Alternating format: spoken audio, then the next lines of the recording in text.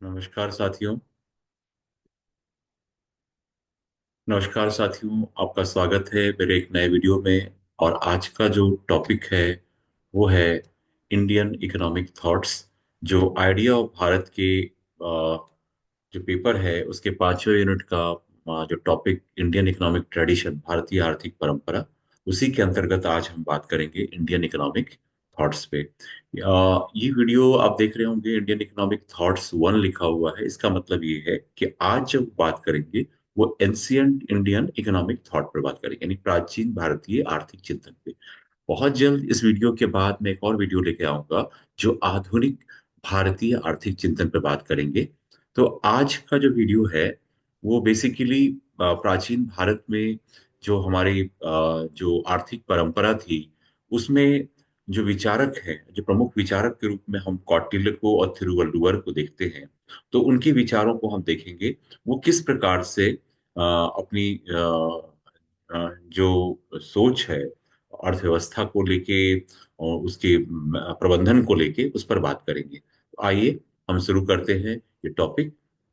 ये अत्यंत महत्वपूर्ण टॉपिक है स्टूडेंट्स के लिए, इसलिए भी क्योंकि हाँ, क्योंकि ये जो टॉपिक है, जो हम प्राचीन भारत की जब हम बात करते हैं तो सबसे महत्वपूर्ण बात आती है कि इकोनॉमिक्स की बात क्यों, और फिर नीड, जैसे ये पहला जो आप देख पा रहे हैं आपके स्क्रीन पे, need for law, economics and government, यानी कि कानून की क्या जरूरत है, इकोनॉमिक्स की क्या जरूरत है और गवर्नमेंट की क्या जरूरत है। अब देखिए ये जो श्लोक दिया हुआ है ये बहुत इंपॉर्टेंट है, कौटिल्य के द्वारा चाणक्य सूत्रा में 1 1 to 6 में मेंशन है। तो हम बात करें, सुखस्य मूलम धर्म, धर्मस्य मूलम अर्थ, अर्थस्य मूलम राज्यम, और राज्यस्य मूलम इंद्रिय जय, इंद्रिया जयस्य मूलम विनय, विनयस्य मूलम वृद्धोपसेवा। और यदि आप समझ पा रहे होंगे तो बहुत आसान शब्दों में है, अंग्रेजी में भी मैंने दिया है, the root of happiness is dharma, that is ethics और राइटियसनेस। एंड धर्म को हम जो प्राचीन भारत में देखते हैं साथियों, उसको हम उस तरीके से देखें कि धर्म जो है, धर्मा जो है, धर्मा का मतलब हमारे कर्म से है। और कर्म जो है हमारा कैसा होना चाहिए, वो इथिकल होना चाहिए, वो सही होना चाहिए, राइटियसनेस मतलब उसकी उसमें सदाचार की बात हो। तो वही वहीं पे सुख है जहाँ पे धर्म है, जब हम धर्म पूर्वक कोई कर्म कर रहे हैं। तो ये धर्म आपकी उस धर्म से नहीं है जो हम जिसको हम धारण करते हैं, जैसे कि हम हिंदुइज्म है वो है, या बुद्धिज्म है, जैनिज्म, ये उस प्रकार का धर्म नहीं। ये कह रहा है सुखस्य मूलम धर्म, धर्मस्य मूलम अर्थ। धर्म के मूल में क्या है, हमारे कर्म के मूल में क्या है, अर्थ है। Artha, the root of dharma is artha, that mean economy.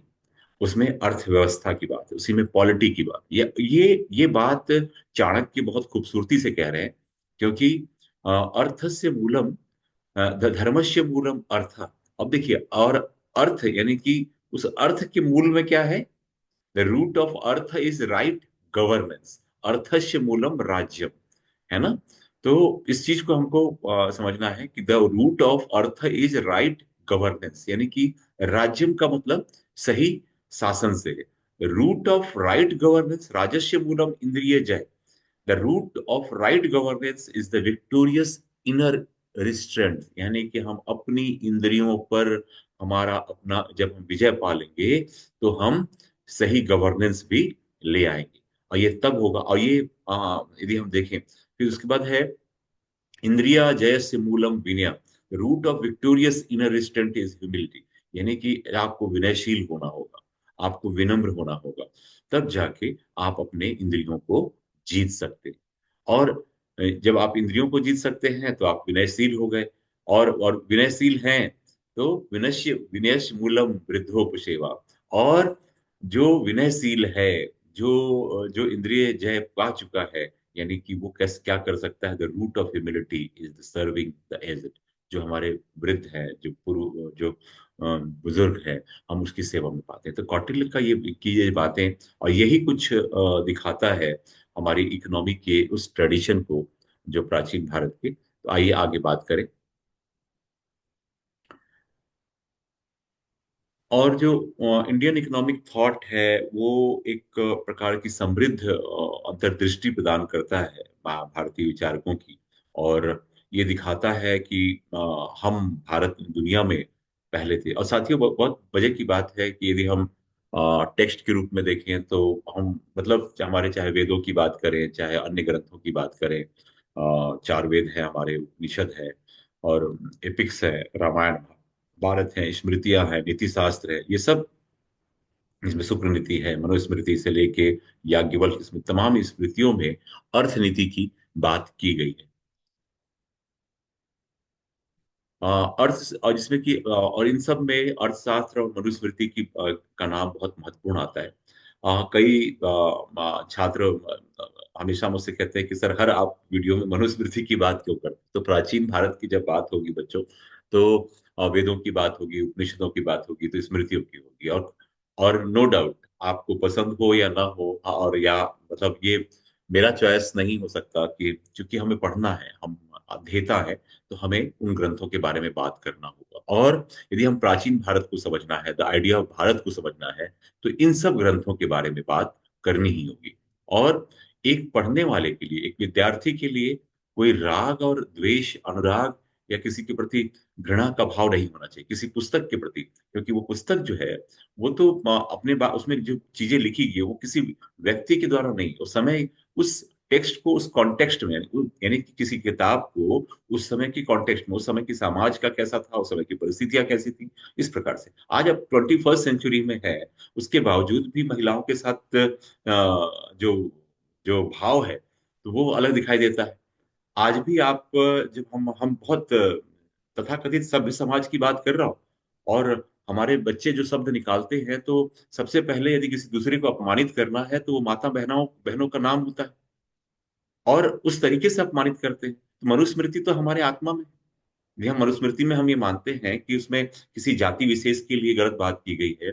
Manusmriti यदि हम मानते हैं कि वो गलत है और ये कहता है कि महिलाओं के लिए बहुत भेदभाव की बात है, तो मनुस्मृति तो हमारी फिर अंतरात्मा में है, यदि आप उसको उस तरीके से देखते हैं। तो इसलिए मैं बार बार कहता हूँ कि किसी टेक्स्ट के बारे में क्रिटिसिज्म करना है, तो पहले पढ़िए, और अच्छे से पढ़िए, तब क्रिटिसाइज करिए। और उसके लिए कोई मंतव्य मत बनाइए, कोई किसी प्रकार की पूर्व धारणा। इसके लिए मेरा एक वीडियो आप देखिए, बायस इन हिस्ट्री, यानी कि इतिहास में पूर्वाग्रह। क्योंकि किसी भी पूर्वाग्रह पाल के आप किसी ग्रंथ को नहीं पढ़ सकते, और फिर उसके साथ आप न्याय नहीं कर पाएंगे। इसलिए पढ़ते समय आप मन में किसी प्रकार का दुराग्रह, पूर्वाग्रह न रखें, बायस या प्रिजुडिस न रहे। चलिए आगे बात करते हैं, मुद्दे पर आते हैं। मुद्दा ये है कि जो प्राचीन भारतीय जो आर्थिक परंपरा की बात होती है और उसमें विचारकों की बात आती है, तो उसमें कौटिल्य एक महत्वपूर्ण विचारक हैं, और उस पर हम बात करेंगे। भारत की बात करने से पहले यदि हम दुनिया की बात करें, तो जो यूरोप में इकोनॉमिक्स एक सब्जेक्ट के रूप में, एक ब्रांच के रूप में, अध्ययन के एक ब्रांच के रूप में 18वीं शताब्दी में ये शुरू हुआ। भारत में भी मैं कह सकता हूँ कि हम स्टडी के रूप में तो नहीं, लेकिन हाँ, एक नॉलेज के रूप में हम इसको जानते थे और उस पर हम बात करते थे। और फ्रांस में जिन बैप्टिस्ट से, और इंग्लैंड में एडम स्मिथ, इसके कह सकते हैं फाउंडिंग स्टोन रखने वाले पहले व्यक्ति थे। और दोनों जो हैं फ्री ट्रेड की बात करते हैं, दोनों जो हैं फ्री ट्रेड का समर्थन करते हैं। इस तरीके से बात करें। और भारत में मैंने कहा ना कि एक अध्ययन के विषय के रूप में प्राचीन भारत में ना रहा, लेकिन ऐसा नहीं था कि भारतीयों को इसके बारे में ज्ञान नहीं था, और भारतीय इस पर दखल रखते थे। और मैं बता दूं कि पूरे एशियाई महाद्वीप में हम पहले थे जिनके बाद जो इतने समृद्ध तरीके से आर्थिक परंपरा को समझ रहे थे।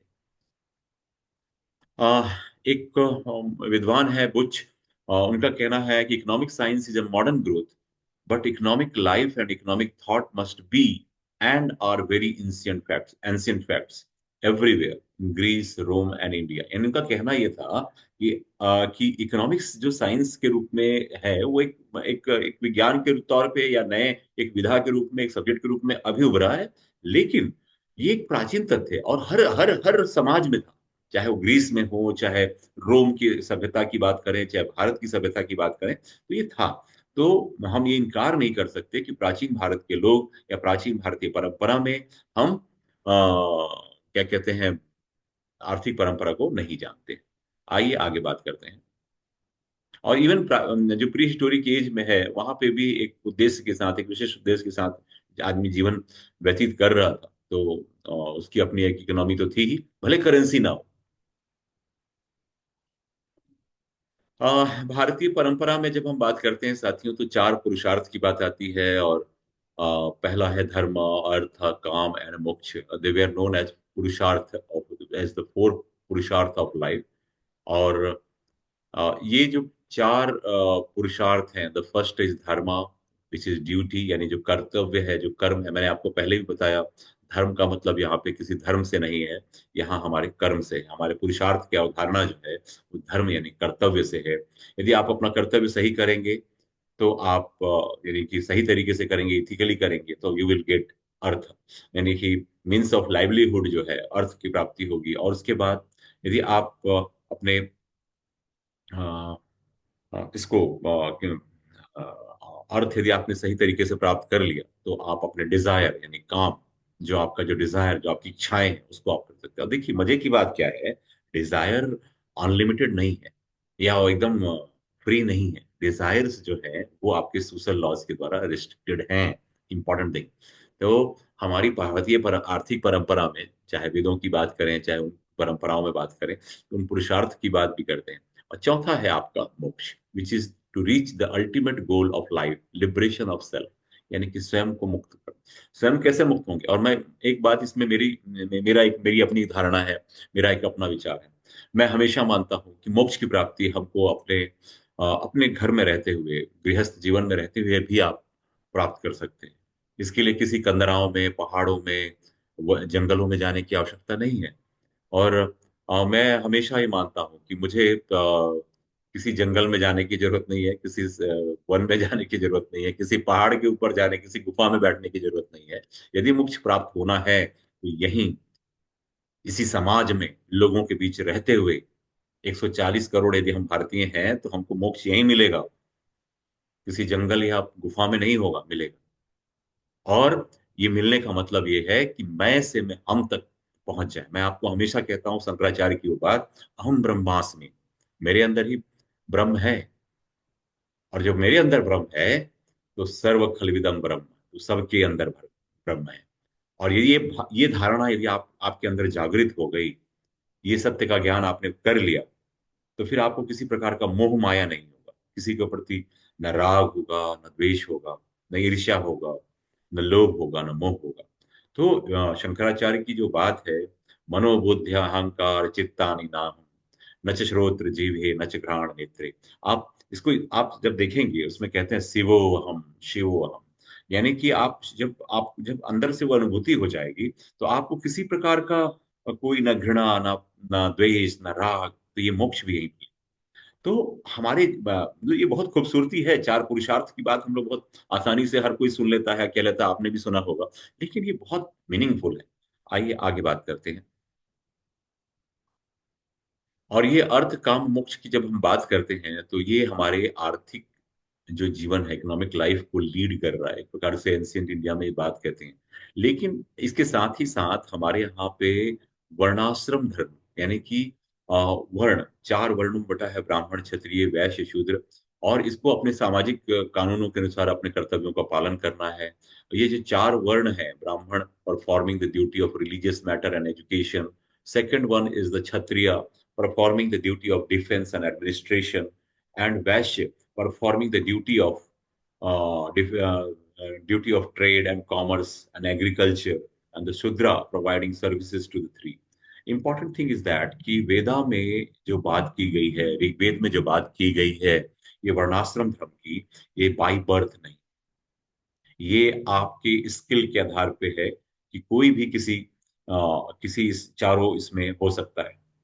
लेकिन समाज में कुछ ऐसी विडंबनाएं रही, कुछ ऐसा षड्यंत्र हुआ, और उसके बाद उसको बाई बर्थ कर दिया गया। वर्ण को, व्यवस्था को, जाति व्यवस्था में जब बदला गया, वो कुरूप हो गया, खराब हो गया। और उसकी जो सबसे बड़ा ड्रॉबैक ये रहा कि उस यदि जाति व्यवस्था तक भी ठीक थी, लेकिन इसमें जो जो उच्च और निम्न का जो क्रम हो गया, उसके साथ जो अनटचेबिलिटी की जो बात आ गई, वो इसको खराब कर देता है।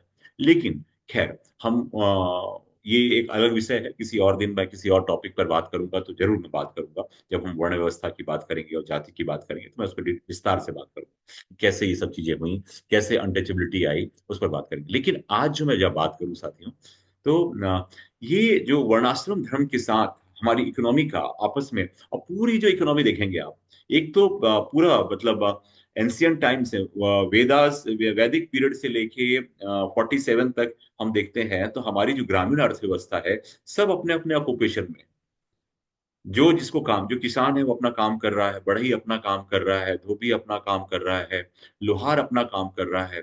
तो हर आदमी अपना जिसको जो काम प्रिस्क्राइब्ड है, वो अपने उस सिस्टम के हिसाब से कर रहा है।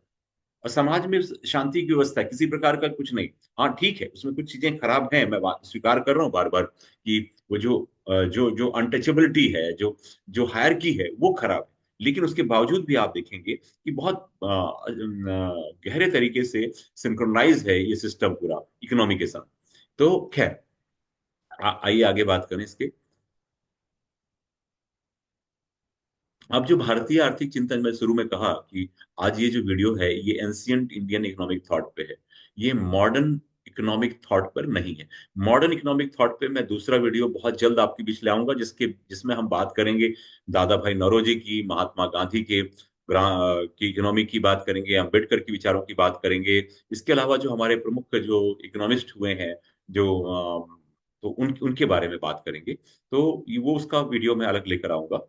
लेकिन आज जो हम बात कर रहे हैं, वो प्राचीन भारत के उसमें, और मैं आपसे कह चुका हूं कि भारतीय आर्थिक चिंतन को हम वेद, उपनिषद, महाकाव्य, रामायण, महाभारत, स्मृतियों आदि में हम देखते हैं। और मैंने ये भी बताया कि अर्थशास्त्र, मनुस्मृति, ये सब महत्वपूर्ण ग्रंथ हैं। फिर अर्थशास्त्र को बहुत मोस्ट रिलायबल वर्क माना जाता है एंशियंट इंडियन इकोनॉमिक थॉट का, और उस पर हम बात करेंगे। आगे हम बढ़े और आगे बात करें, हम बात करें कौटिल्य की, तो ये कौटिल्य जो है, इनकी किताब अर्थशास्त्र थी, उसके आधार पे हम बात करते हैं। तो कौटिल्य के जो कौटिल्य बेसिकली इनका यदि टाइम पीरियड देखें तो 350 BC, 350 ईसा पूर्व से 275 ईसा पूर्व के बीच इनका का समय रहा। और ये चंद्रगुप्त मौर्य के मुख्यमंत्री या प्रधानमंत्री के रूप में रहे।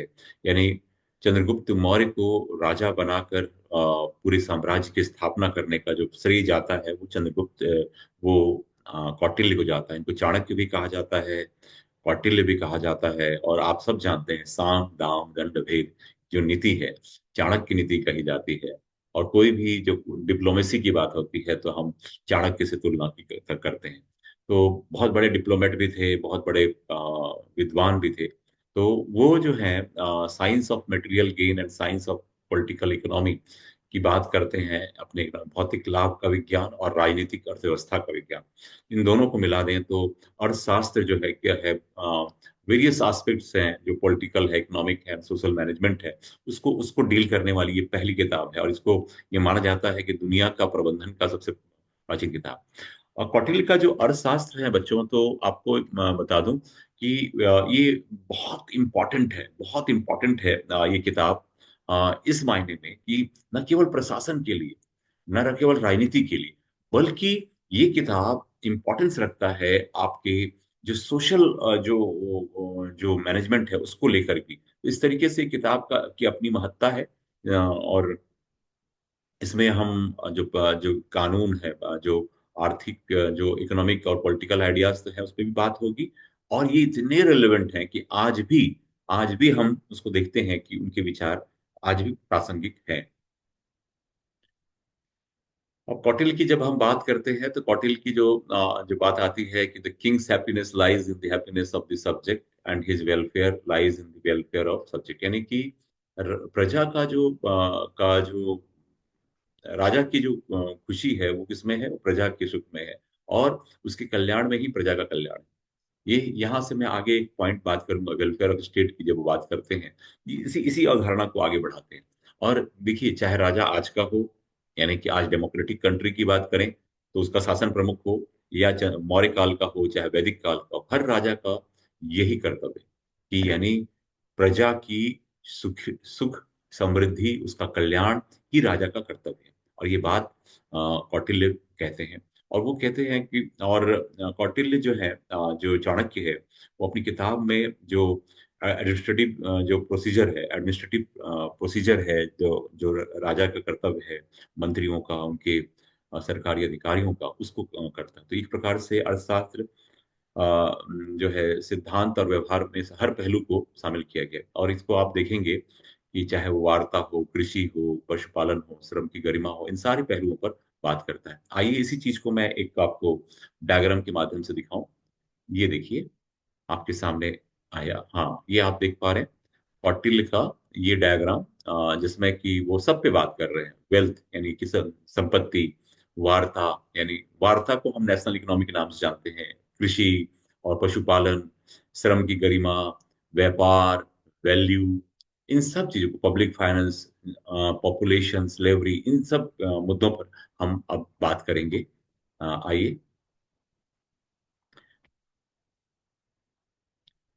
अब जब हम बात करते हैं कौटिल्य जब अर्थ की बात करते हैं, अर्थ मतलब इट साउंड्स लाइक इकोनॉमिक्स, सुदृढ़ अर्थव्यवस्था, साउंड इकोनॉमिक्स की बात, अर्थ मतलब सुदृढ़ अर्थव्यवस्था is the most important thing and धर्म एंड कर्म आर डिपेंडेंट ऑन इट। यानी कि अर्थ के ऊपर आपके धर्म और कर्म दोनों डिपेंड करते हैं। यानी कि धर्म जिसको हम कहते हैं कि सही कर्म करेंगे तो आप अर्थ की प्राप्त, तो सुदृढ़ अर्थव्यवस्था के लिए धर्मपूर्ण कर्म की आवश्यकता है। फिर the root of wealth is economic activity, जो ये कहते हैं कौटिल्य कहते हैं the root of wealth is economic activity and lack of it result in material distress. In absence of fruitful economic activity, both current prosperity and future growth will be destroyed. उनका कहना है कि धन का जो मूल है वो आर्थिक गतिविधि है, और इसकी कमी से भौतिक संकट पैदा हो सकती है, और गतिविधि और फलदायी आर्थिक गतिविधि के अभाव में वर्तमान समृद्धि और भविष्य की वृद्धि दोनों नष्ट हो जाएगी। देखिए मैं बताऊं किसी भी राज्य के लिए, जैसा मैं बताऊं कि आज भी अपनी इकोनॉमी की बात होती है तो जीडीपी की बात होती है। हमेशा हमारे फाइनेंस मिनिस्टर हो या प्रधानमंत्री हो, वो कहते हैं कि हम 7.8 जीडीपी लाएंगे और इतना हमारा विकास दर होगा। ये बात क्यों होती है? क्योंकि एक राजा हमेशा चिंतित होता है अपने इकोनॉमी की समृद्धि को लेकर। यदि हमारी इकोनॉमी समृद्ध नहीं होगी, मजबूत नहीं होगी, तो क्या होगा?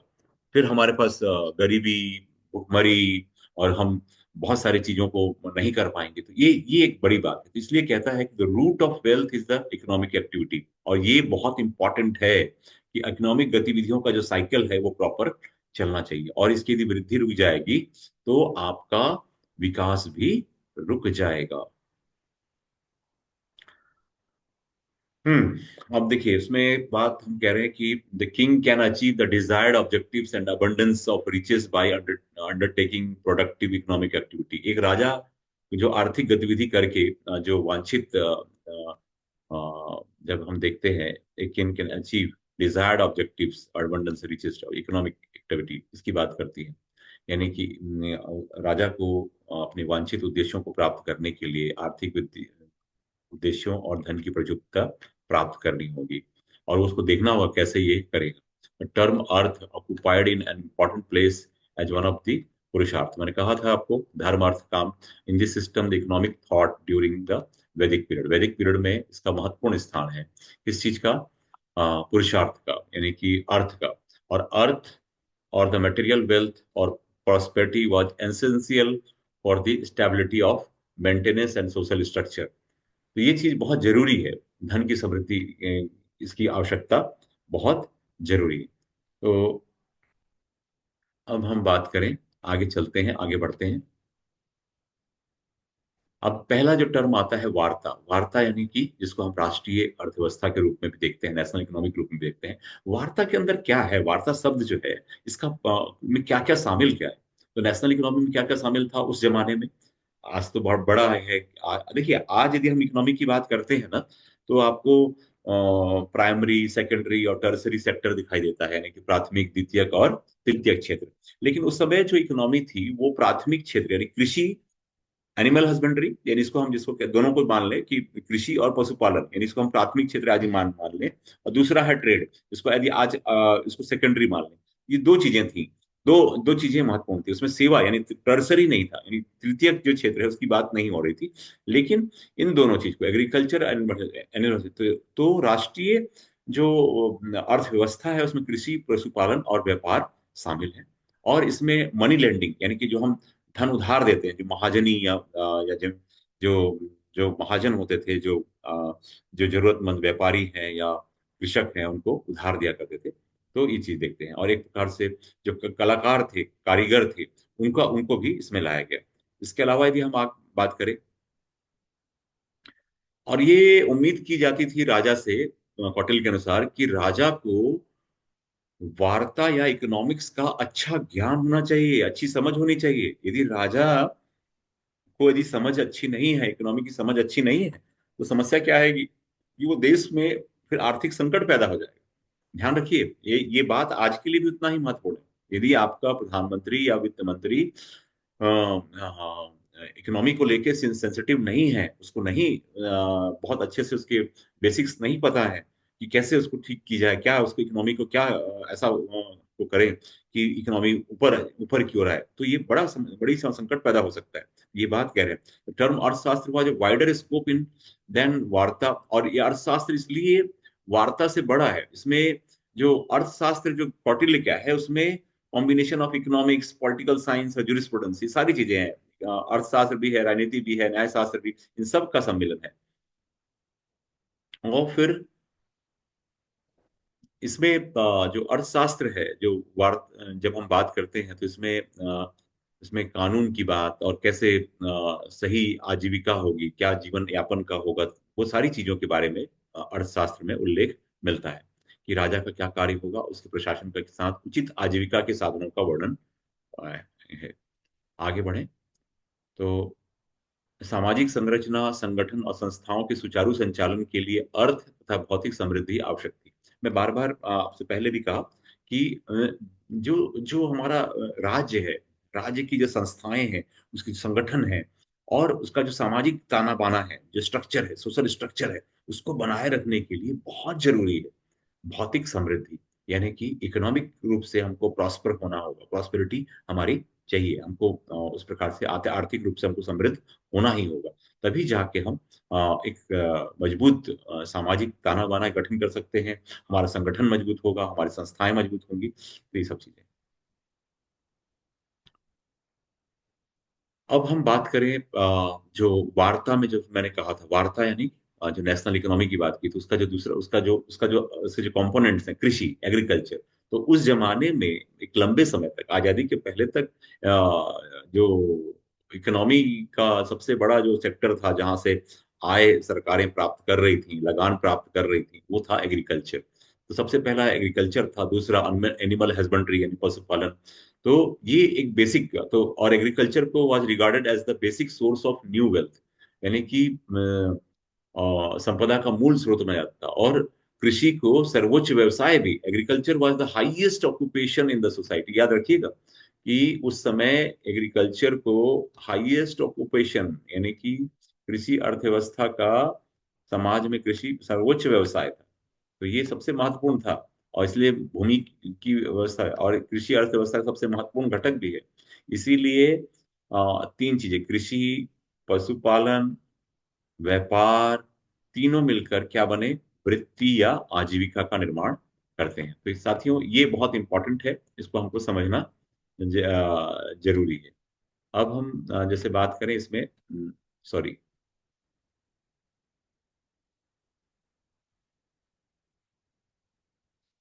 अब इसमें राज्य जो है, अच्छा इसके अलावा एक बात और है, कृषि की जब हम बात करते हैं, तो राज्य का जो दायित्व था कि जो हमारे स्टेट में जो जो वेस्ट लैंड है, जो खराब जमीन है, जिसको हम बंजर जमीन कहते हैं, उसमें भी कृषि का कैसे, एग्रीकल्चर का डेवलपमेंट कैसे हो, कृषि कैसे की जाए, ये राज्य का दायित्व है, ये राज्य का काम है। तो कृषि के बारे में ये बात हमने की। आगे आइए बात करते हैं। अब हम बात करते हैं लेबर और डिग्निटी ऑफ लेबर, लेबर का इंपॉर्टेंस के बारे में। एंशियंट जो थिंकर्स हैं, इकोनॉमिक थिंकर्स हैं, वो मानते हैं कि जो लेबर उत्पादन नहीं करता, जो श्रम उत्पादन नहीं करता, वो बेकार है, किसी काम का नहीं। यानी कि आपने दिन भर मेहनत किया और रिजल्ट कुछ नहीं है, दैट इज क्या है, फेल्यूर। तो इस चीज को बहुत ये कहा गया कि श्रम का महत्व तब है जब हम फ्रूटफुल कुछ करें, कुछ उत्पादक काम करें। ये नहीं कि दिन भर, जैसे आजकल हमारे बच्चे क्या करते हैं, मोबाइल लिया और मोबाइल पे आप दिन भर लगे हुए हैं। तो ये जो मेहनत आप कर रहे हैं, ये फ्रूटलेस है।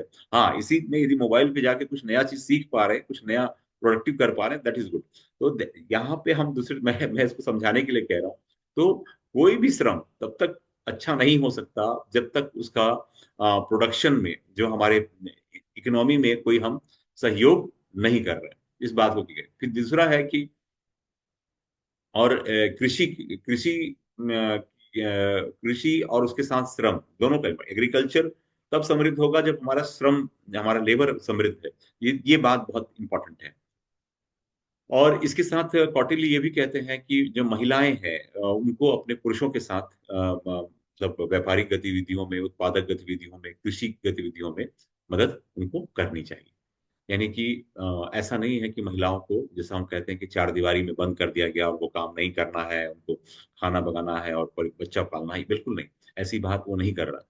वो कह रहा है कि मतलब महिलाओं को कृषि में भी, व्यापार में भी, उत्पादक गतिविधियों में भी पुरुषों के साथ मदद करना चाहिए। अब यहाँ पे बात यह है कि मदद क्यों करे भाई, पार्टिसिपेट क्यों ना करे। लेकिन खैर, उस कॉन्टेक्स्ट में वो सही थे, और क्योंकि वो समय जो सामाजिक परिस्थितियां रही होंगी उस हिसाब से उन्होंने कहा है। लेकिन फिर भी वो ये बात को कहते हैं कि उनको महिलाओं को पुरुषों के साथ उसमें हेल्प करना चाहिए। अब आते हैं डिग्निटी ऑफ लेबर की बात है कि उन्होंने, कौटिल्य ने जो है, laid down a code of discipline for labours in which prescribed penalty for those who refuse to work after receiving wages। उन्होंने एक लेबर के लिए कोड भी बनाया। उसमें ये कहा कि उन मजदूरों को पनिश किया जाना चाहिए जो मजदूरी लेकर काम नहीं कर रहे हैं।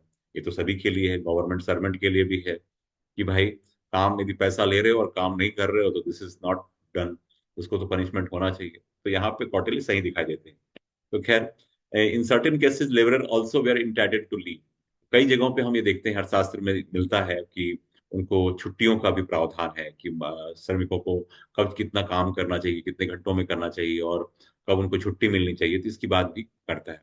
The worker and the employer may also enter into a written contract. Important thing, उस जमाने में, चौथी शताब्दी, तीसरी शताब्दी ईसा पूर्व में, रिटन कॉन्ट्रैक्ट की बात कर रहा है कौटिल्य, कि लेबर और उसके मालिक, जो जैसे एम्प्लॉयर है, उसके बीच में एक रिटन कॉन्ट्रैक्ट होना चाहिए। ये है भारतीय आर्थिक चिंतन। हम बिना समझे कुछ भी कहते हैं, लेकिन हमको जब तक पढ़ेंगे नहीं तो हम जानेंगे कैसे। अब हम बात करें व्यापार की, तो जब हम व्यापार की बात आती है तो उसमें कौटिल्य कहता है कि वेदर इंटरनल और फॉरेन ट्रेड जो है, ओनली व्हेन अ सरप्लस और after meeting reasonable domestic local needs was left over. यानी कहने का अर्थ ये है कि आप व्यापार करिए, लेकिन कब करिए, जब आप अपने रीजनेबल डोमेस्टिक जो लोकल डिमांड है पूरी कर लेते हैं, तो भैया आप फिर करिए ना, आंतरिक व्यापार भी करिए और विदेशी व्यापार भी करिए। पहले आपके घर में सबका पेट भरा हो, और उसके बाद जब बच जाए उस चीज का आपको एक्सटर्नल ट्रेड करना है या इंटरनल ट्रेड करना है, ये तब करिए। यानी कि एक राज्य और राजा का कर्तव्य भी बता रहा है कि व्यापार महत्वपूर्ण है, किंतु तब जब आपकी स्थानीय आवश्यकता, यानी लोकल नीड, राज्य की आवश्यकता पूरी हो जाए। मालूम हुआ कि गेहूं है या प्याज है या आलू है, इसका प्रोडक्शन हमारे यहाँ कम हुआ, और हम क्या कर रहे हैं, दूसरे राज्य को भेज रहे हैं क्योंकि हमको उसमें मुनाफा होगा। भैया, हमारे यहाँ तो भुखमरी है, हमारे पास, लोगों के पास खाने को नहीं है, ना गेहूं है, ना चावल है, ना तो ये हम कैसे कर सकते। तो पहले हम अपना पेट भरे, अपने घर का देख लें। यदि हमारे घर में का की जो डिमांड है वो पूरी हो गई, तब हम आगे बढ़े। फिर इसके बाद दूसरा कहता है कि जो व्यापारी हैं, उनके लिए कहता है, व्यापारियों की सुविधा के लिए विश्राम गृह होने चाहिए, भंडार गृह होने चाहिए, है ना, रेस्ट हाउसेस की बात करता है, स्टोर हाउसेस की बात करता है। फिर tolls, duties and customs were levied on the commodities that entered into trade। जो शुल्क है, यानी कि टोल मतलब, टोल से मतलब टैक्स से मतलब है ना, शुल्क, सीमा शुल्क, ये सारे टैक्स जो है तब ले सकते हैं जब हम, हमें लगता है ना। फिर इसके अलावा तीसरी बात है, gold was regarded as a means of producing health. ये बहुत ही महत्वपूर्ण था। गोल्ड आज से नहीं, उस जमाने से महत्वपूर्ण रहा है। तो गोल्ड जो है हम समझें कि आज से नहीं, उस जमाने में भी महत्वपूर्ण था। और आज भी इकोनॉमी में आपको पता होगा कि आरबीआई के पास एक गोल्ड डिपॉजिट होता है। हमारा जो करेंसी है उसको जब हम डिवेल्यूएशन कब करते हैं, जब हमारे पास गोल्ड का स्टॉक कम है। और हमको इकोनॉमिक स्टेबिलिटी देता है गोल्ड। इसी प्रकार से गोल्ड का इंपॉर्टेंस उस जमाने में भी था। भारत में गोल्ड की माइंस बहुत कम रहे हैं। कोलार में, दक्षिण कर्नाटक, कर्नाटक में है कोलार माइंस, या एक दो माइंस और मिलते हैं। लेकिन हमारे पास वो उस प्रकार से प्रोडक्शन नहीं। हमने जो भी गोल्ड कमाया वो व्यापार से कमाया। खास करके हम मसालों में, जो सिल्क का व्यापार है या सूती वस्त्रों का व्यापार है, जो हमने निर्यात किया, उससे हमने गोल्ड कमाया। तो गोल्ड का अपना एक इम्पोर्टेंस रहा है इकोनॉमिक स्टेबिलिटी के लिए। अच्छा, भारत में उस समय जो है मुक्त व्यापार यानी फ्री ट्रेड की बात होती है। इसके अलावा तो एक प्रकार से हम देखते हैं कि एंशियंट टाइम में हमारा व्यापार समृद्ध था। और आंतरिक व्यापार और बाह्य व्यापार दोनों के लिए कुछ नियम बनाए गए थे। राज्य की तरफ से व्यापारियों को संरक्षण भी प्राप्त था। जैसे आज हम कहते हैं ना कि जो कैपिटलिस्ट हैं या पूंजीपति हैं उनको संरक्षण मिला हुआ है। तो बिना बिना राज्य के संरक्षण के कोई व्यापारी कार्य नहीं कर सकता। उनको राज्य का वरद हस्त प्राप्त होना चाहिए, चाहे राजा आज का हो, चाहे राजा उस समय का हो। तो व्यापारियों के लिए जो कानून बनते हैं, और ये भी याद रखिए कि आज की सरकारें तो ये व्यापारियों के चंदों से चुनाव लड़ती हैं, तो जरूर है कि उनकी जो पॉलिसीज भी बनती हैं तो उनके हिसाब से बनती है। हो सकता है कि उस समय भी जब हम युद्ध लड़ रहे होते हैं तो हमको पैसे की आवश्यकता होती है, तो व्यापारी कंट्रीब्यूट करते होंगे उन राजा को। तो व्यापारियों की भूमिका हमेशा से हर राज्य के समय में महत्वपूर्ण रही है। तो व्यापारियों को राज्य इग्नोर नहीं कर सकता, राज्य सत्ता इग्नोर नहीं कर सकता। तो जैसे आज हम कहते हैं ना, कैपिटलिज्म हावी है। अरे भैया, कैपिटलिज्म हावी इसलिए है क्योंकि वो सत्ता के निर्धारण में और सत्ता को चलाने के पीछे भी, उसको बनाने में, बिगाड़ने में भी उस पूंजीपति का हाथ है, कैपिटलिस्ट का, इंडस्ट्रियलिस्ट का हाथ है। तो उसकी भूमिका तो है। तो इसको इस प्रकार से समझिए बच्चों। और मुझे लगता है कि आप समझ पाएंगे। और आगे बात करें, जनसंख्या, पॉपुलेशन एक बड़ा फैक्टर है। पॉपुलेशन की जब हम बात करते हैं तो एक बड़ा फैक्टर है, लेकिन ये आज डराने वाला है पॉपुलेशन, कि पॉपुलेशन बढ़ रहा है, इसको कंट्रोल किया जाना चाहिए, इसके लिए रूल्स आने चाहिए। उस जमाने में ऐसा नहीं था, ऑटोमेटिक कंट्रोल था। कैसा कंट्रोल था कि हम बार बार दूसरे राज्यों से युद्ध लड़ रहे थे, युद्ध में जन धन की हानि हो रही थी, यानी कि हमारे लोग भी मारे जा रहे थे, तो ऑटोमेटिक वो बैलेंस बना हुआ था। यदि हम एक तरफ बच्चे खूब पैदा कर रहे थे, और हमारे यहाँ ग्रंथों में लिखा भी है कि एक व्यक्ति को 10-10 बच्चे पैदा करना चाहिए, तो ठीक है, हम कर रहे थे। और कर रहे थे, लेकिन वो ऊपर वाला बैलेंस भी कर रहा था। युद्ध हो रहे थे, बीमारियां थी, हमारे पास मेडिसिन उतना हम लोग नहीं, मेडिसिन के बारे में हम जानते तो थे एंशियंट टाइम में, लेकिन उसका विस्तार उस प्रकार से नहीं था, आम जन तक नहीं था। इस कारण से हमारे जो लोग तो जनसंख्या को लेके बहुत नहीं थी। और इस तरीके से हम देखते हैं पॉपुलेशन के बारे में बहुत चिंता व्यक्त नहीं की गई। अंतिम बात जो अंतिम बात तो नहीं कहूंगा, लेकिन हाँ, एक किसी भी राज्य के लिए, इकोनॉमिक पॉलिसी के लिए जो सबसे इंपॉर्टेंट है वो ये है, वेलफेयर स्टेट, कल्याणकारी राज्य, जो आज भारत है। यानी आजाद भारत में जब हम संविधान को लागू किए, तो हमारे डायरेक्टिव प्रिंसिपल्स में जब हम देखते हैं कि भारत एक कल्याणकारी राज्य के रूप में, हमारे प्रियम्बल में भी देखते हैं कि भारत एक जो सामाजिक, आर्थिक और राजनीतिक न्याय संगत एक लोगों को उनकी उनको उसको दिलाने के लिए, या जनता को दिलाने के लिए, उसकी जो एक प्रकार से स्वीकारोक्ति है कि हम भारत की जनता को सामाजिक, आर्थिक और राजनीतिक न्याय और तो बराबरी की बात, उसके स्वतंत्रता की बात, ये सारी चीजें जो हम देखते हैं, वो राज्य करेगा।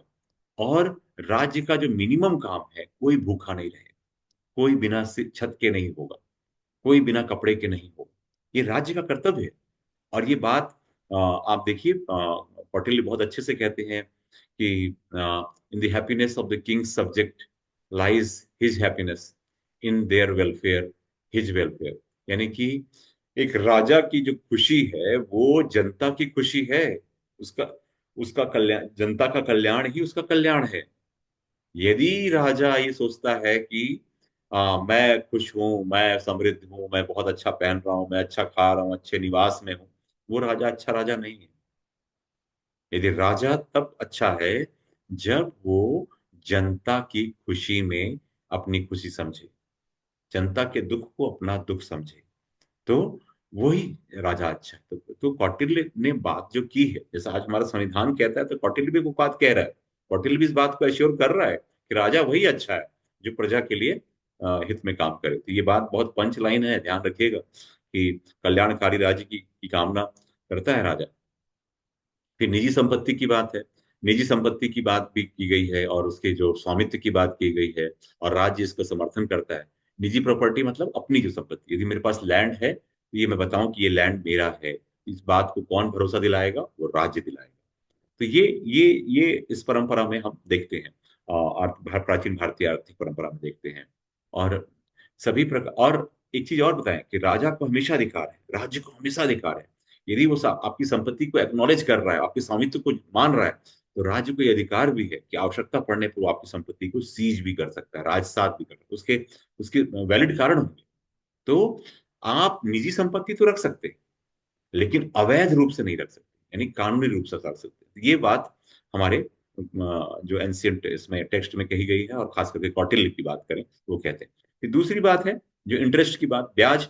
ब्याज को हालांकि हमारे प्राचीन ग्रंथ, बहुत सारे ग्रंथों में बहुत खराब दृष्टि से देखा गया, लेकिन उसके बावजूद भी कौटिल्य इसको एक आधार देते हैं कि व्यापार के लिए, कृषि के लिए जब हमें आवश्यकता है तो हम उधार लेंगे। उधार लेंगे तो उसका जो पैसा देगा वो बेचारा क्या करेगा? पैसा तो उसने अपना दे दिया, वो खाएगा क्या? तो उसको उसको ब्याज चाहिए। तो ब्याज को भी धर्म सम्मत माना है, उसको सही माना है। तो लेकिन बहुत सारे एंशियंट टेक्स्ट उसको अच्छा नहीं मानते, ये भी ध्यान रखिएगा। मैं अभी इकोनॉमी की बात कर रहा हूँ, अभी आदर्श की बात नहीं कर रहा हूँ, मैं इकोनॉमी की बात कर रहा हूँ। इकोनॉमी में ब्याज को लेना और देना खराब नहीं माना गया। अब ब्याज लाभ का हिस्सा हो सकता है, यानी कि मनी लेंडिंग एक बिजनेस हो सकता है, एक व्यापार हो सकता है। और मनी लेंडिंग करने पर आपको इंटरेस्ट लेने का, वसूलने का अधिकार है। हाँ, ब्याज का दर क्या होगा, उसका उसको रेगुलेशन क्या होगा, ये सरकार तय करेगी। अब आते हैं प्रोडक्शन एंड कंजप्शन की बात करते हैं।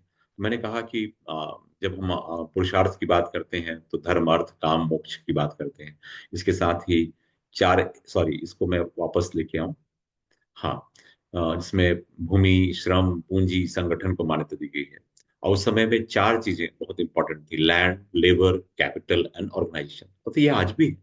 भूमि सबसे पहले महत्वपूर्ण है। यदि भूमि है तो उसके लिए श्रमिकों की आवश्यकता होगी, श्रम का महत्वपूर्ण है। तीसरा, भूमि और श्रम है, उसके लिए कैपिटल यानी पूंजी की आवश्यकता होगी। और इन सब को रेगुलेट करने के लिए संगठन की आवश्यकता होगी।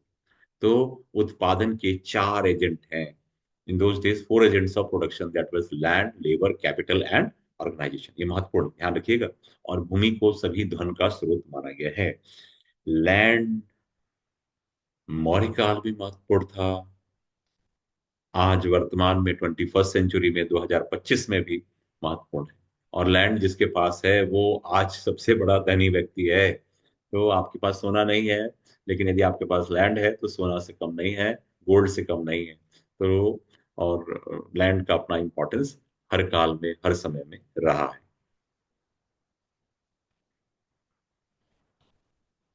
अब जो बात है जो बहुत महत्वपूर्ण है वो टैक्सेशन। राज्य का, मैंने कहा कि राज्य की आर्थिक गतिविधियों के लिए सारी आर्थिक गतिविधियां तो तब चलेंगी जब राजा के पास पैसा हो। राजा कैसे चलाएगा अपने सिस्टम, कैसे चलाएगा? राजा तो काम करेगा नहीं, राजा खेत पे काम करेगा नहीं, राजा व्यापार करेगा नहीं, राजा कोई श्रम तो करेगा नहीं। लेकिन राजा राजा राजा का अपनी आय क्या होगी? राजा कैसे राज्य को चलाएगा? उसके लिए जरूरी है कि जनता के ऊपर वो टैक्स लगाए, यानी कि टैक्स इम्पोज करे। चाहे वो कृषि के लिए हो, व्यापार के लिए हो, तमाम जो गतिविधियां हैं उस पर वो टैक्स इम्पोज करे। जो प्रोडक्शन हो रहा है उस पर टैक्स लगाए। लेकिन वो टैक्स कैसा होना चाहिए? वो किस प्रकार का होना चाहिए, उस पे महत्वपूर्ण है। तो इसके लिए दो सिद्धांत हैं टैक्स के बारे में जो कौटिल्य कहते हैं, it should be levied once a year and should not prove burdensome. That means कि it should be levied once in a year. Tax कभी भी इम्पोज लगाया जाए तो वंस इन, एक साल में एक बार, नंबर एक। नंबर दो, शुड नॉट प्रूव बर्डनसम, बहुत बोझ के तौर पे नहीं होना चाहिए कि बेचारा कर देने वाला वहीं मर जाए, ये नहीं। यानी कि वर्ष में एक बार लगाया जाए और बहुत कर बहुत ज्यादा नहीं होना चाहिए। Second thing, taxes should be levied according to ability to pay. करों का भुगतान उसकी क्षमता के अनुसार लगाया जाना चाहिए, उसके व्यक्ति की क्षमता के हिसाब से लगाया जाना चाहिए, ना कि मतलब उसकी पूरी जान निकाल लें। टैक्सेशन की बात आगे करते हैं साथियों। तो टैक्स के बारे में कौटिल्य क्या क्या कहते हैं, देखिए उसकी बात है, the taxing power of the state should be limited. Tax लगाने की शक्ति सीमित होनी चाहिए। Tax should not be failed to be to be heavy and excessive, बहुत ज्यादा अत्यधिक नहीं होना चाहिए, बहुत ज्यादा एक्सेसिव नहीं होना चाहिए। Tax hike should be introduced gradually, tax धीरे धीरे बढ़ाया बढ़ाया जाना चाहिए। और tax should be levied in A proper place, time and form. Tax जो है यानी कर जो है उचित समय, स्थान और समय पे लगाना चाहिए। And tax level should be equitable and reasonable, न्याय संगत और उचित होना चाहिए, है ना। और इसके लिए बहुत अच्छा उदाहरण दिया गया है, the government should collect taxes like a honey bee that just the right amount of honey from the flower so that the both can survive. बहुत देखिए कितना मजेदार एग्जांपल दिया है। सरकारें ऐसी होनी चाहिए, एक मधुमक्खी की तरह होनी चाहिए कि जो फूलों का रस तो चूस लेती है लेकिन फूल मुरझाते नहीं है, वो ऐसे खिले हुए रहते हैं। और और अपना शहद भी बना लेती है, तो उसका भी काम हो गया और इसका भी काम हो गया। मतलब दोनों को और कोई असर नहीं पड़ा, सेहत पे फर्क नहीं पड़ा। तो सरकार ऐसी नहीं होनी चाहिए कि पूरा फूल का रस निकाल लिया और फूल मुरझा गया। यानी कि जनता पे टैक्सेशन एक मधुमक्खी की तरह, जैसे जब हाँ मधुमक्खी काटती है तो अलग बात है। तो याद रखिए सरकारें भी जब होती हैं तो सरकार दोनों काम कर सकती है। तो सरकार के तौर पे देखें तो एक हनी बी के तौर पे है जो रसों को लेगी और अपना मधुमक्खी की तरह उसका जो शहद का छत्ता बनाएगी, तो दोनों जीवित रह सकें। ये बहुत इंपॉर्टेंट अच्छा एग्जाम्पल दिया है। और अब सरकार का कर्तव्य क्या है, सरकार कहती है कि भाई जो जो टैक्सेशन का जो स्कीम है, involve the elements of sacrifice by the tax pair. बेचारा जो टैक्स देता है वो तो वास्तव में बहुत त्याग की मूर्ति होता है, क्योंकि अपनी गाढ़ी कमाई से, अपने मेहनत की कमाई से जो कमाया उसमें से वो सरकार को, अब जैसे मान लीजिए कोई किसान है, 100 क्विंटल उसके यहाँ गेहूं या धान या सोयाबीन कुछ भी हुआ, तो अब उसको यदि 30 बोरा टैक्स देना, आप सोचिए साल भर बेचारा मेहनत करके अपना लेबर अपनी पूंजी लगा के वो खेती करता है और 30 बैग्स जो अनाज है उठा के सरकार को दे दे रहा है। तो आप सोचिए ना कि वो बहुत बड़ा हृदय का व्यक्ति, इतना मेहनत करने के बाद उसमें उसमें खतरे भी हैं, रिस्क है, अकाल पड़ जाए, बारिश हो जाए, फसल खराब हो जाए, उसके बावजूद भी वो टैक्स अपना पे कर रहे हैं। तो सबसे पहला बात कहते हैं कि involve the elements of sacrifice by the tax payer, यानी कि करदाता का त्याग है। फिर है direct benefit to the tax payer, tax payer को डायरेक्ट बेनिफिट की बात है। फिर redistribution of income, the state should take took care of the poor. तो ये जो पैसा आया तो राज्य का जो आय है उसका पुनर्वितरण करेगा। और वांछित निवेश के लिए प्रोत्साहन जैसे तत्व, यानी कि जो tax incentive for the desired investment, इनकी बात होगी। तो ये बहुत महत्वपूर्ण है। और कौटिल्य घाटे के बजट को पूरा करने के लिए जबरन ऋण लेने का सुझाव दिया, यानी कि Kautilya suggested forced loans for meeting deficit budgets. जो घाटे का बजट है उसके लिए लोन लेने की बात अ, कही है ना, सजेस्टेड। तो ये जैसा आज भी होता है, हमारी सरकारें जब घाटे में होती हैं तो फट से वर्ल्ड बैंक को, इंटरनेशनल मॉनेटरी फंड के पास हाथ फैला देती हैं कि भैया अब हमारे पास तो है नहीं, आप उधार दे दो। तो हमारे सरकारों, कोई भी ऐसी सरकार मुझे नहीं लगता भारत में अभी वर्तमान में है जो घाटे की सरकार नहीं है, चाहे हमारी केंद्र की हो चाहे राज्य की सरकार हो। बहुत एक तरफ तो वो सब्सिडी देते जाते हैं जनता के लिए, क्या है कि हम वेलफेयर स्टेट हैं तो हम सब्सिडी देंगे, इतनी सब्सिडी दे देते हैं कि भाई फिर राज्य का खजाना खाली हो गया। अब फिर कहते हैं कि भैया उधार ले लो। तो यहाँ चार्वाक दर्शन बहुत हो जाता है, ऋणम कृत्वा घृतम पिबेतम यावत जीवेतम सुखम जीवेतम। तो ऐसे वो ये जो चीज है हम व्यक्ति के रूप में भी कर रहे हैं और राज्य भी कर रही है। चलिए खैर आगे बढ़ते हैं। और स्लेवरी की बात भी हमको देखने को मिलती है। जब हम देखते हैं मजदूरों के रूप में, तो हम हमारे यहाँ पे दास प्रथा, हालांकि मेगास्थनीज की इंडिका में इस बात से डिनाई किया है कि भारत में दास प्रथा जैसी कोई चीज थी, लेकिन अर्थशास्त्र में इसका उल्लेख मिलता है। लेकिन आपको ये बता दें कि जातक कथाओं में ये मिलता है कि भारत में जो दास हैं उनके साथ दुर्व्यवहार का कोई उदाहरण नहीं मिलता है। और जो स्वामी हैं अपने दास के साथ अच्छा व्यवहार करते हैं, इसका इसका उदाहरण मिलता है, यानी कि उनकी कंडीशन अच्छी है। फिर इसके बाद बात करें कि जो राज्य है वो टाउन प्लानिंग और जो हमारी सोशल सिक्योरिटी है उसकी बात होती है। तो टाउन प्लानिंग की बात करें तो शहर का में कैसे सड़कें होंगी, कैसी गलियां होंगी, उनका उनका व्यवस्था कैसी होगी, इन सारी बातों को हम देखते हैं। तो ये हम उत्तर वैदिक काल के में तो नहीं कहें, लेकिन महाजनपद काल और उसके बाद के काल मौर्य काल में हम देखते हैं। तो राज्य का कर्तव्य टाउन प्लानिंग भी है, और दूसरा सबसे महत्वपूर्ण है वो है सोशल सिक्योरिटी, यानी कि लोगों को सामाजिक सुरक्षा प्रदान करना। और उसका जो सबसे महत्वपूर्ण है, जो मैं आपको बताऊं, कि उसकी जो प्राइमरी जो ड्यूटी है, Kautilya emphasized that it was the prime duty of the state to protect the weak, कमजोरों की रक्षा करना। याद रखिए, जो कमजोर हैं उसकी रक्षा, वृद्धों की रक्षा करना, बेरोजगारों को रोजगार प्रदान करना, गरीबों के लिए घर और धर्मार्थ संस्थान स्थापित किए जाना चाहिए। और क्या कह रहा है? To provide jobs to the unemployed. ये बात, ये राज्य का कर्तव्य है, इस चीज को जानिए। तो ये कौटिल्य कह रहे हैं कि राज्य का क्या कर्तव्य है कि पहला जो जो कमजोर है, जो जो जिसके पास कोई साधन नहीं है, उसकी सहायता करना, गरीबों को और जो बेरोजगार हैं उनको लिए रोजगार व्यवस्था करना, और गरीबों के लिए घर और चैरिटेबल जो संस्थान है उनकी भूमिका महत्वपूर्ण है। इस तरीके से हम देखते हैं।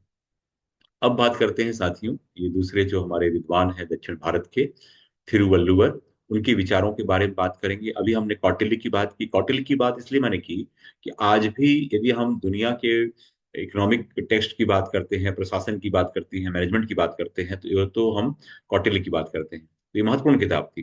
अब इकोनॉमिक आइडियाज ऑफ थिरुवल्लुवर, जो साउथ के थे, जिनको थिरुकुराल उनकी किताब थी, उसके बारे में हम लोग बात करेंगे। आइए। और थिरुवल्लुवर जो है दक्षिण भारत में इनका जन्म हुआ। लगभग ये इनका भी जो कार्य का समय है, ये वही समय है जब जब आपके चाणक्य थे। और थिरुवल्लुवर जो है मदुरई में पैदा हुए, और मदुरई मतलब तमिलनाडु में इनका जन्म हुआ। और इनकी बहुत जो महत्वपूर्ण किताब है वो थिरुकुराल है। थिरुकुराल इनकी बहुत महत्वपूर्ण किताब है, उसी में इनकी इकोनॉमिक आइडियाज के बारे में मिलती है। हालांकि वो किताब बहुत सारे विषयों पर बात करती है, लेकिन जो महत्वपूर्ण जो विषय है वो उसके जो शायद अंतिम, मैं अगले इसमें बता रहा हूँ आपको, कि जो थिरुकुराल है उसके उसका जो 4 अध्याय है ना, उन 4 अध्यायों में हमको उसके बारे में जानकारी मिलती है। और ये आप देख पा रहे हैं अपने स्क्रीन पर, जो कि उनकी जो उनका जो ये किताब जो है तमिल में लिखी गई थी। और इसे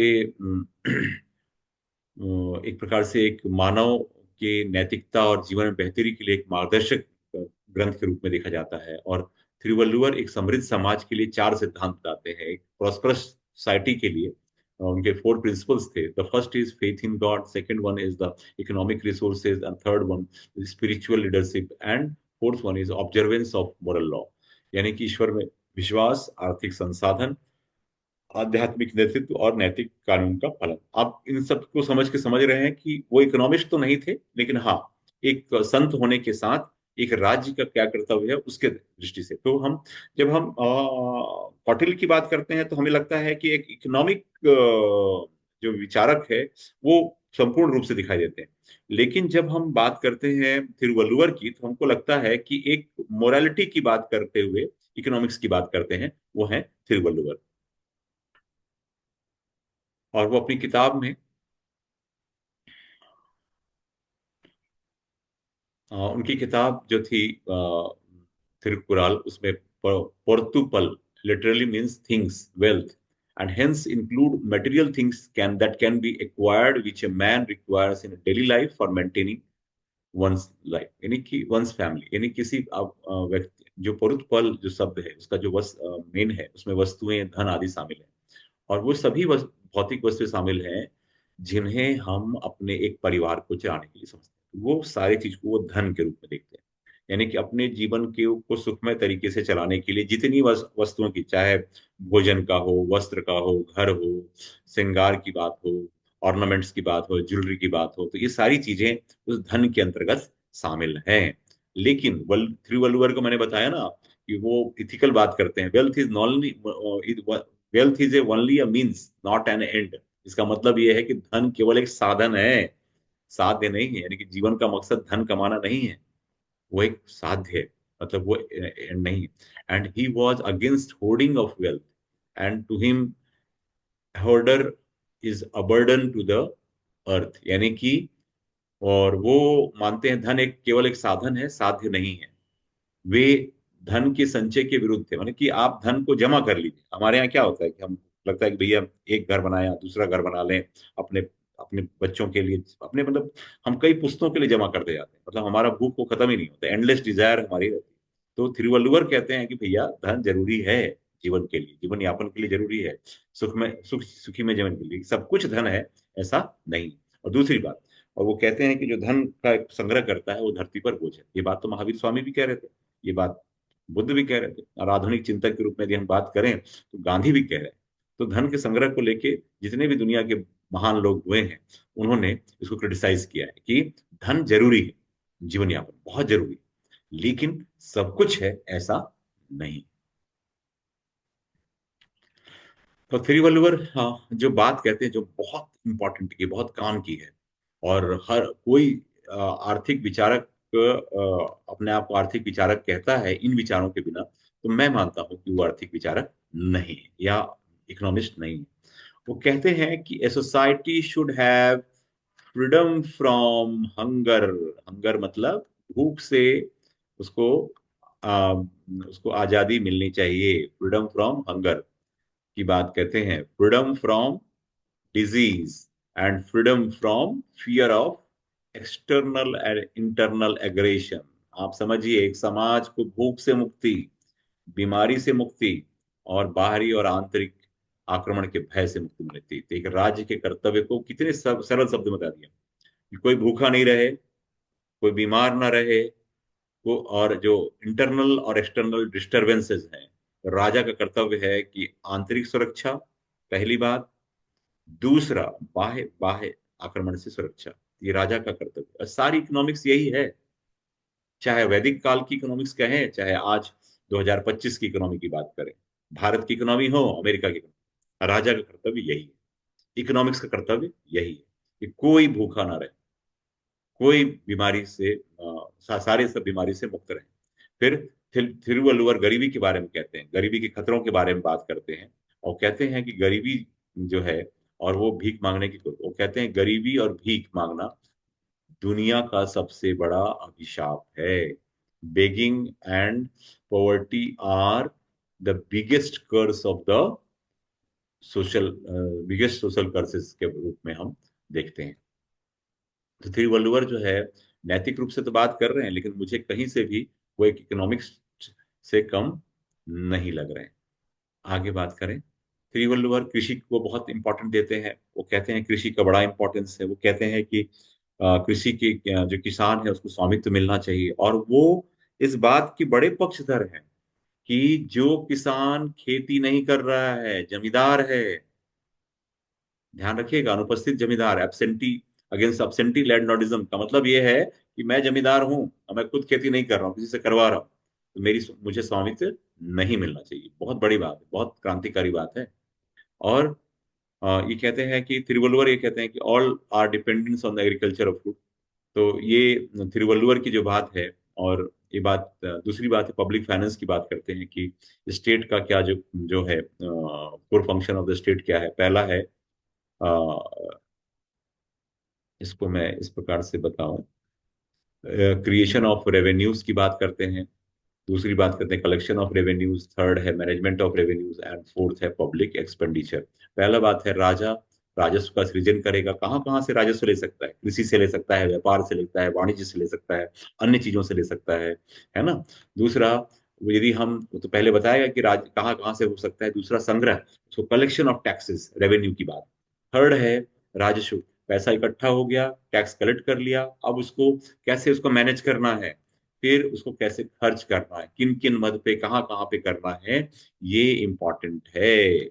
और तिरुवल्लुवर कहते हैं was not favour of compulsion in taxes, कराधान के बाध्यता के पक्ष में नहीं थे, और वो संतुलित मैन बैलेंस बजट के पक्षधर थे। तो ये इंपॉर्टेंट बात करते हैं थिरुवल्लुवर। तो आगे हम लोग बढ़े और थिरुवल्लुवर की आगे बात को आगे बढ़ाएं।